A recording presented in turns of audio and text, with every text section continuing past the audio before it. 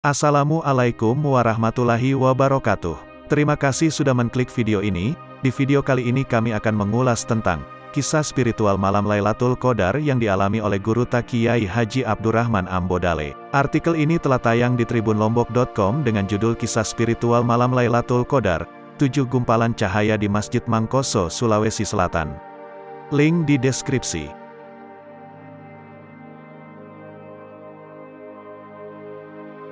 Lailatul Qadar adalah satu malam yang penuh kemuliaan di bulan Ramadan, seperti disebutkan dalam surat Al-Qadar. Malam 1000 bulan ini adalah malam yang dirahasiakan Allah kepada umat muslim di bulan suci Ramadan.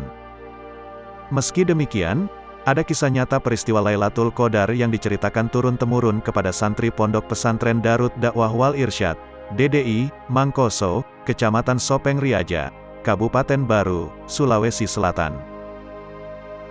Saat itu Andre Guru Ta Kiai Haji Ambodale itikaf tengah malam di Masjid Mangkoso, tepat di malam ke-27 Ramadan. Tiba-tiba sebercak cahaya terang berderang turun dari langit. Cahaya berkilauan di tengah kegelapan malam itu, yang mana pada waktu itu Mangkoso belum dialiri listrik, masuk ke masjid lewat atap.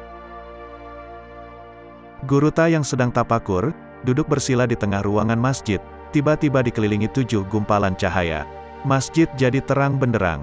Sejumlah warga yang menyaksikan peristiwa itu berlarian ke masjid karena mengira masjid sedang terbakar. Saat warga itu tiba, cahaya itu perlahan-lahan melayang ke arah kediaman Guru Ta, sekitar 50 meter dari masjid itu. Peristiwa itu terjadi puluhan tahun lalu, tepatnya pada malam ke-27 Ramadan, tahun 1939 Masehi.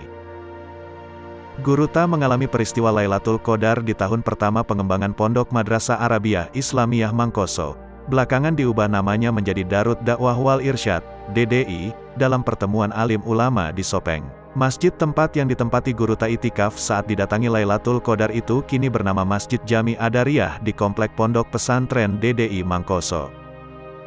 Peristiwa spiritual luar biasa tersebut ditandai oleh seberkas cahaya yang memenuhi setiap sudut masjid, jelas pembina Pondok Pesantren DDI Mangkoso, Ahmad Rashid Amberi Said. Masyarakat Mangkoso yang kebetulan terjaga malam itu menyangka kalau masjid terbakar, ujarnya. Ahmad Rashid Amberi Said pun membeberkan doa yang diucapkan Guru Ta Abdul Rahman Ambodale.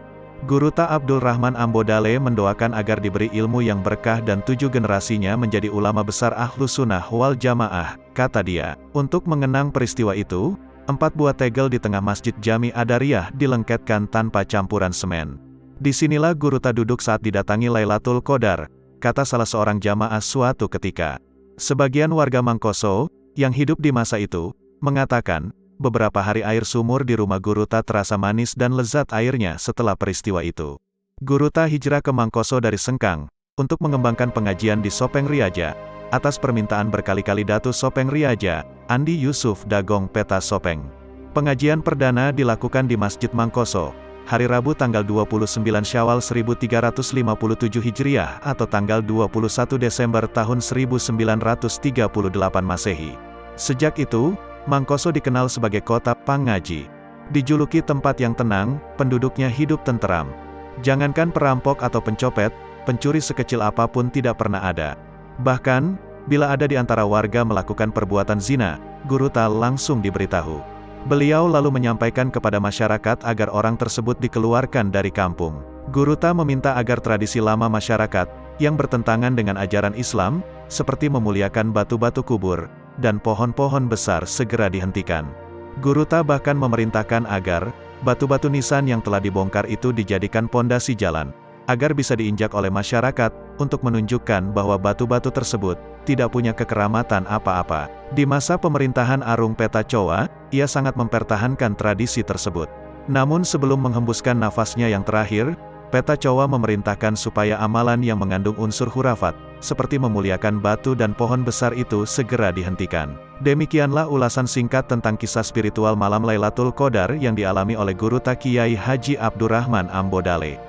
Semoga bermanfaat untuk kita semua. Jika suka dengan video ini silahkan like. Apabila punya saran video untuk kami ulas silahkan tulis di kolom komentar. Terima kasih sudah menonton, sampai jumpa di video selanjutnya. Wassalamualaikum warahmatullahi wabarakatuh.